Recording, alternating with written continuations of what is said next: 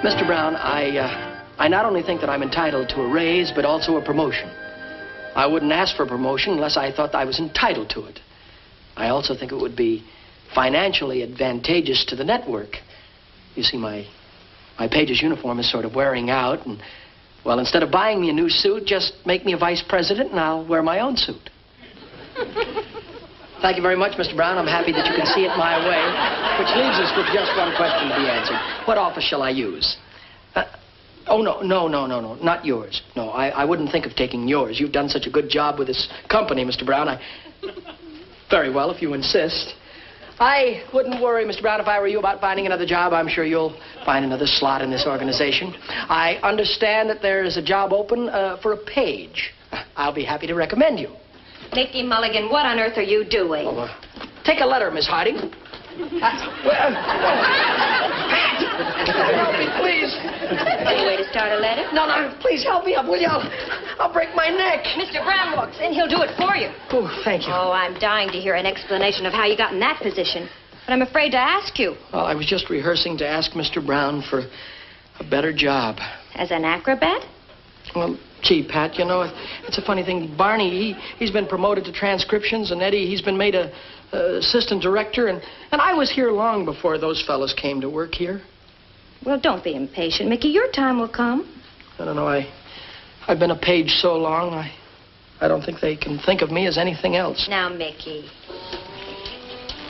I guess they think I don't look important enough. They give all the good jobs to the taller fellows.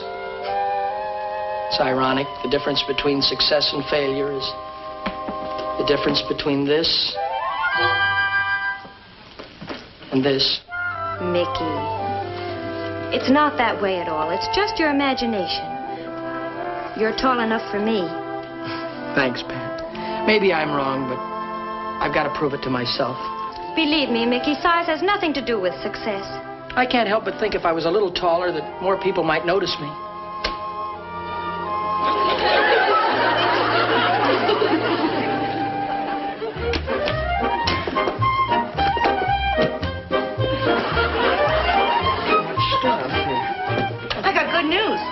Cleaners just came. Good. Did he bring back my sincere suit? Sincere suit? He brought your blue serge suit. That's my sincere suit. When I put it on, I look like an aggressive young executive type man. Who hasn't got all his buttons? Huh? On his sleeve. Oh. I'll sew them on as soon as I put my dresses away. Oh, Michael, the way you pack a suitcase. Here, let me do it for you. Mom, what am I going to do without you? Oh. Will you really be needing these? When I meet Mr. Hercules, I'm going to need all the ammunition I can get, and 3.5 inches is going to help a lot. Oh, Michael, is this trip necessary? Do you really have to go to Riverton? Well, Mom, we discussed this at the dinner table.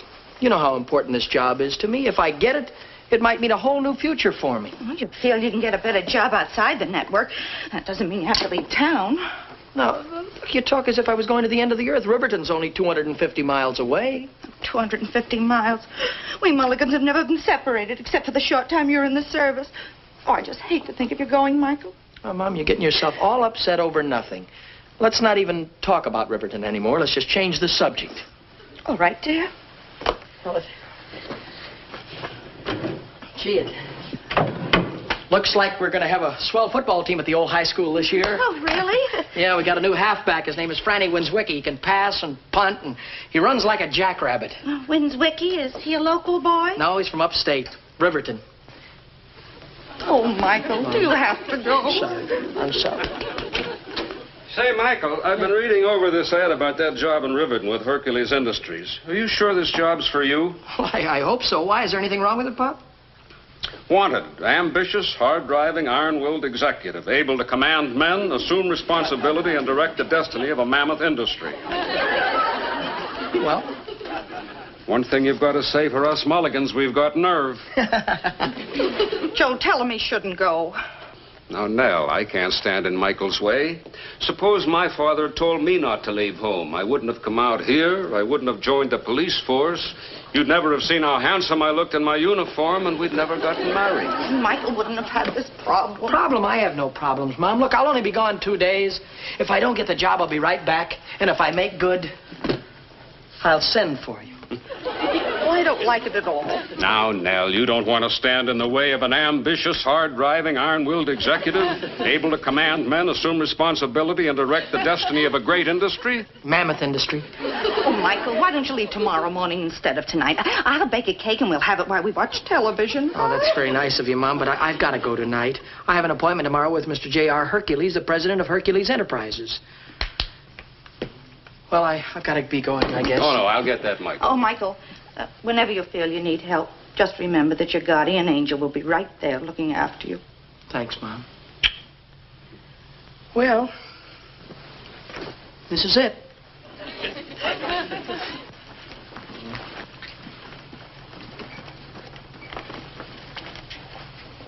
Look out, world. Here comes another Mulligan.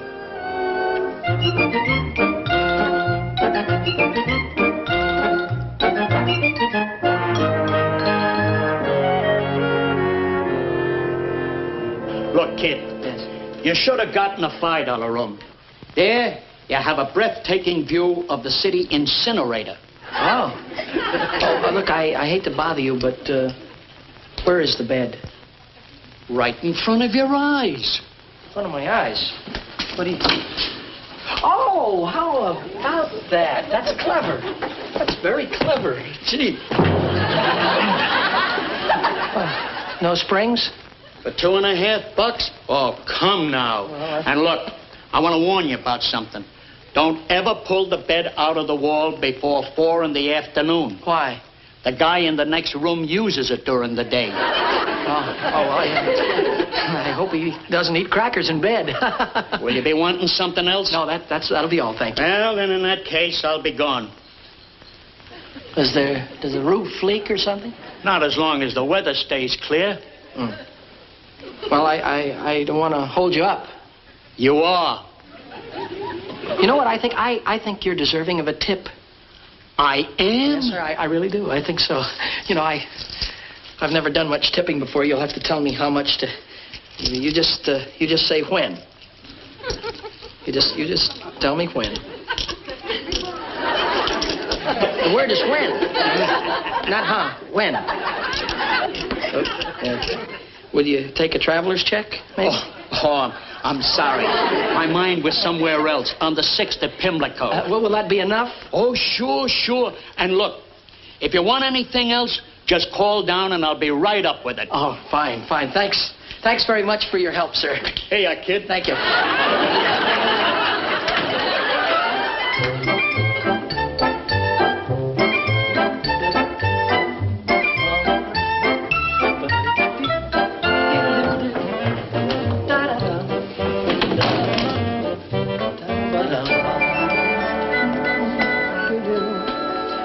Hello, operator. This is Mr. Mulligan in 22 and a half. Would you tell room service to send me up a nightcap, please? Root beer. Yes, ma'am. Just root beer. Oh, and would you please send up $10 worth of change? I may want to tip the boy. Now, get my sincere suit out so it'll be... Get all the wrinkles out for tomorrow.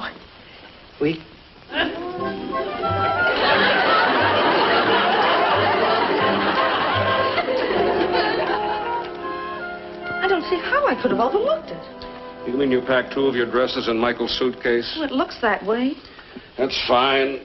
When he meets J.R. Hercules, he'll certainly look the part of the ambitious, hard-driving, iron-willed executive. Oh, Jill, what are we going to do? Michael needs a sincere suit. We can mail it to him, can't we? But it'd never get there in time. Michael's appointment with Mr. Hercules is tomorrow morning. Have you got any suggestions? Well, there's no way out of it. We've just got to get on a plane and take it up to him. Now, are you sure you didn't plan it this way all along? Why, Joe. Well, hadn't we better see about getting plane tickets? Well, as a matter of fact, I phoned for reservations myself 2 hours ago. Joe.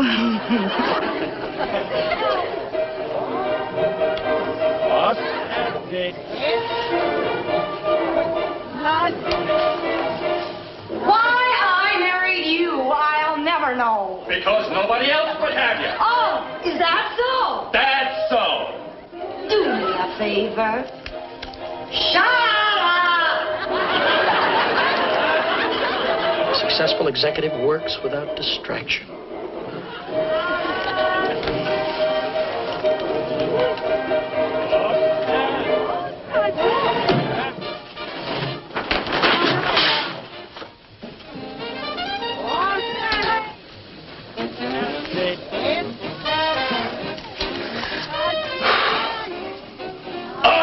You're just like your mother. Always putting me in somebody else's business. Is that so? That's so.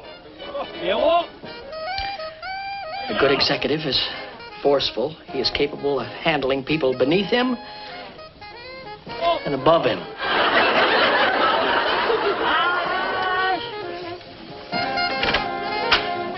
What's that?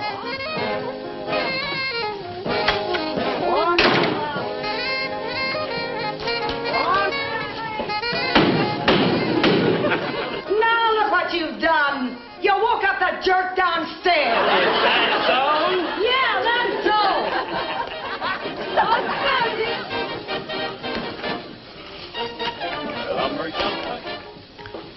Mr. Hercules, as one executive to another, I firmly believe that I am capable of a top position in one of your higher echelons of your organization. And I must caution you, sir, do not let this surface appearance of being too small fool you. I'm the tallest short man you'll ever meet. And I say again, Mr. Hercules, as I've always said, and I repeat, think big, and you are big. After all, I didn't come 250 miles to be turned down. No, sir, Mr. Hercules. If I didn't think that I was the man for the position. 2:30, gosh. Gotta get some sleep.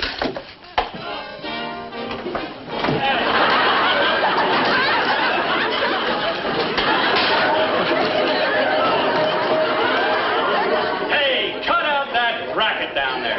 People are trying to sleep. Yeah, shut up!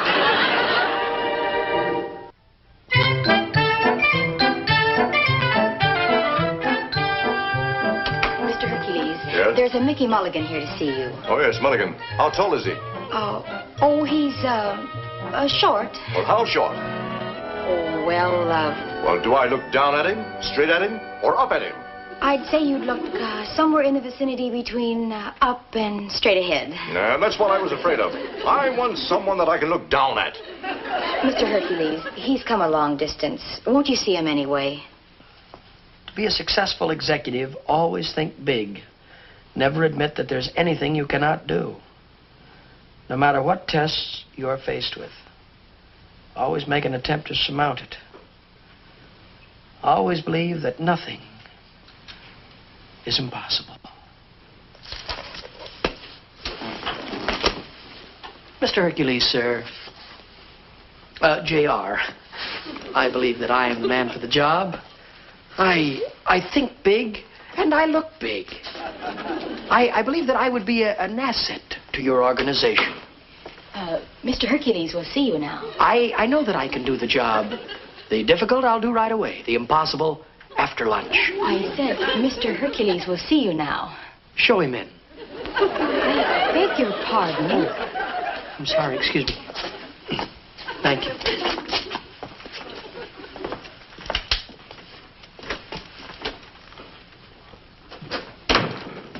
Excuse me, is your father in? Oh, I'm terribly sorry, sir. I couldn't see you from back in. You were playing with the Playing? I wasn't playing, Mr. Mulligan. Oh. This is a model of what I manufacture. Yes, sir. I manufacture the largest locomotives in the entire world. I see. I build the biggest bridges, the biggest skyscrapers. I do everything big. Yes, sir. Yes, sir. As I've always said, think big, and you are big. Think big, and you are big. Yes, sir. I see what you mean. I'm sorry, but you are definitely an up. An up? I was only hoping that you might at least be a straight ahead. Well, we forget all about that. Straight ahead. Now, we get down to business. Yes, sir.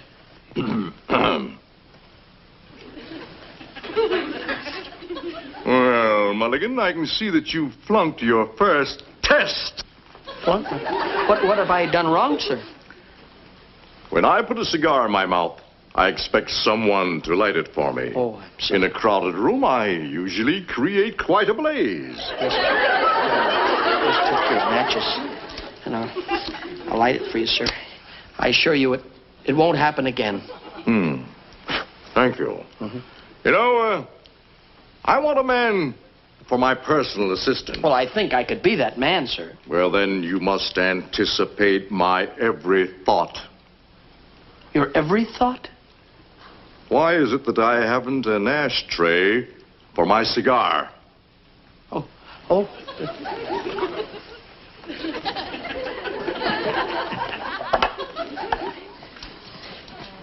There Thank you you. go, sir. Yes. The man I hire as my assistant must be able to type. Do you type, Mulligan? No, sir. I mean, yes, sir. That is, I took a course in school. I see. Well, over there's the typewriter. Now, let me see what you can do.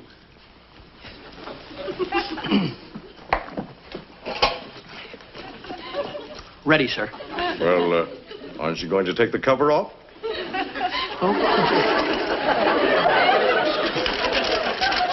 Just a little nervous, sir. I'll be ready in just a second. There we are. I'm ready now. Now, take this dictation. Yes, sir.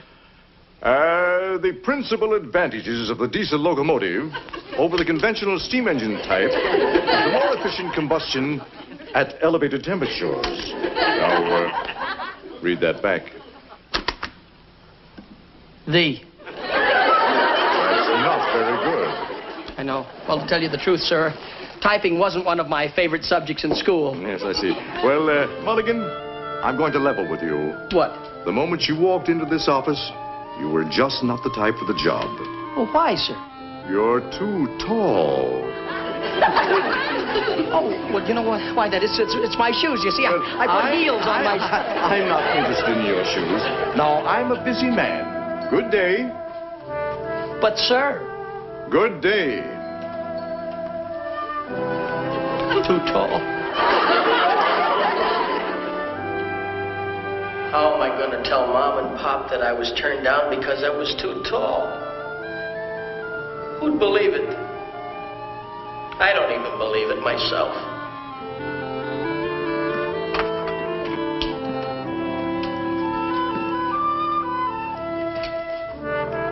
I'd love to see his face now. Close the door, Nell. He might hear us.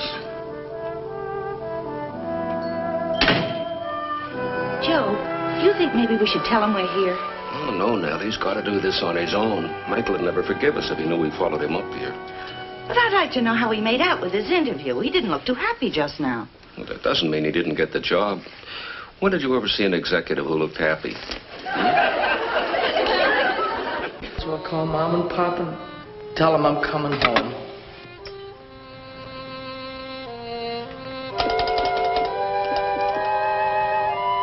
Out of order. Everything's out of order. Hurry up, Nell. Let's get something to eat while the coast is clear. All right, coming, Joe.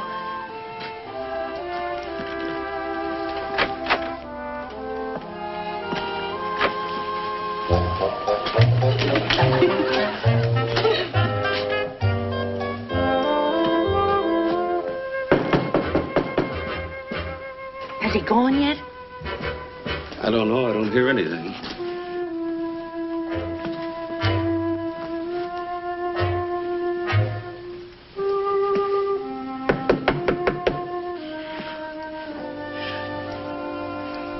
Yeah. What y'all want? Oh, pardon me, ma'am, but I was wondering if I could borrow your phone for a moment. Mine is out of order. Phone? Well, I don't rightly know. I'm a stranger here myself. I just a little bit ago got in from little old Atlanta. That's in little old Georgia, you know, Georgia. Yes, ma'am. Well, it would only take a minute, you all. Are you by any chance a Yankee? We don't have any truck with Yankees, you understand. Pardon me, ma'am, but I was just wondering if I could borrow your telephone to phone my folks to tell them I was coming home. You are? Yes, but I didn't think it would make you happy. How come you're going home, son? Well, you see, I came here for a big job, and I done got turned down. Well, they turned you down? Did they give you any reason? Yeah, they said I was too tall. Too tall or too small? I think he said too tall. Give us that again, son. They said I was too tall. You'd have to see me to see how ridiculous that is. I don't know what I'm going to tell my folks. I'm sure they'll understand. Me, I too. Yeah, but there's more to it than that. You see, the reason I wanted the job so badly is I was trying to prove something to myself and to my folks, and, well, I didn't want to go home and be a failure. The colonel says that his advice to you is to not give up so easy. If you really want this job, fight for it. Try a new attack. They say you're too tall. Go back and try it shoulder. That's what Robert E. Lee would have done. Well, folks, you know, I don't think I'll be needing your phone after all. I want to thank you, Colonel, sir, for your good advice. From now on, I'm going to play it small. Think small, and you are small. Thanks, Colonel. And thanks, Robert E. Lee.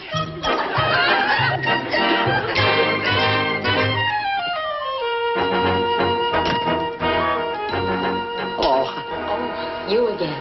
Yes, would you mind telling Mr. Hercules that I'd like to see him, please? Oh, well, you don't have an appointment. Who sent you? Robert E. Lee. Robert E. Huh? Oh, would you mind telling Mr. Hercules that I'm here in low heels this time? Look, Mr. Mulligan, I'm sorry, but Mr. Hercules has already hired an assistant, and they've left for New York. Left for New York? Oh. But, his son, J.R. is looking for an assistant. I'll see if he can see you. Oh, that's very nice of you. Mr. Hercules, there's a Mr. Mulligan here about that position. Send him in, please. Go right in. Thank you very much. I don't think I'll fail this time.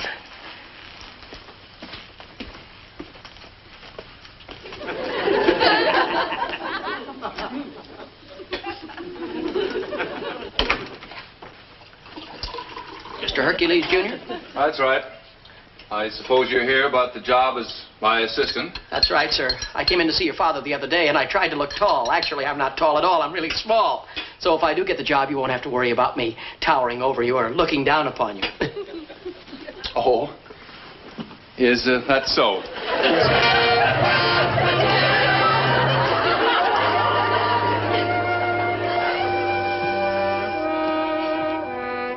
You think you're deflated? Maybe I should have worn my insincere suit.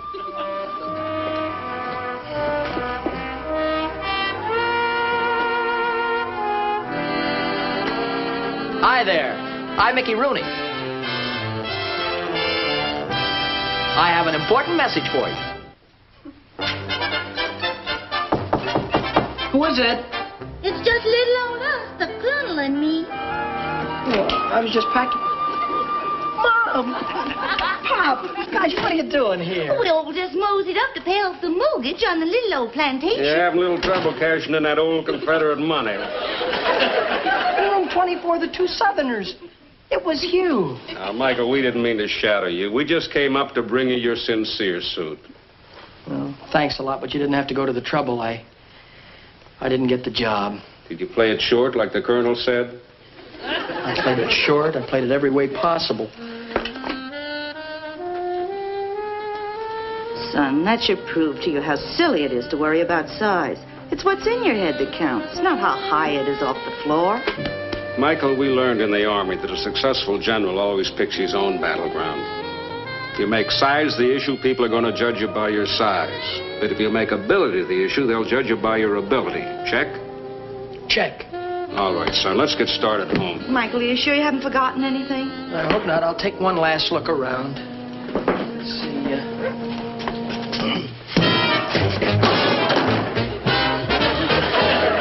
It's okay. 3:30. Oh, I'm sorry, sir. I hope I didn't disturb you. Just go back to sleep. It's 3:30. Mickey Rooney will be back in just a moment. And now a word from next week's sponsor. I forgot something. I forgot to tell you all that was the wonderful word from the sponsors who will bring you our show next week at this very same time. I hope you'll be watching for us then. Until that time, good night, folks.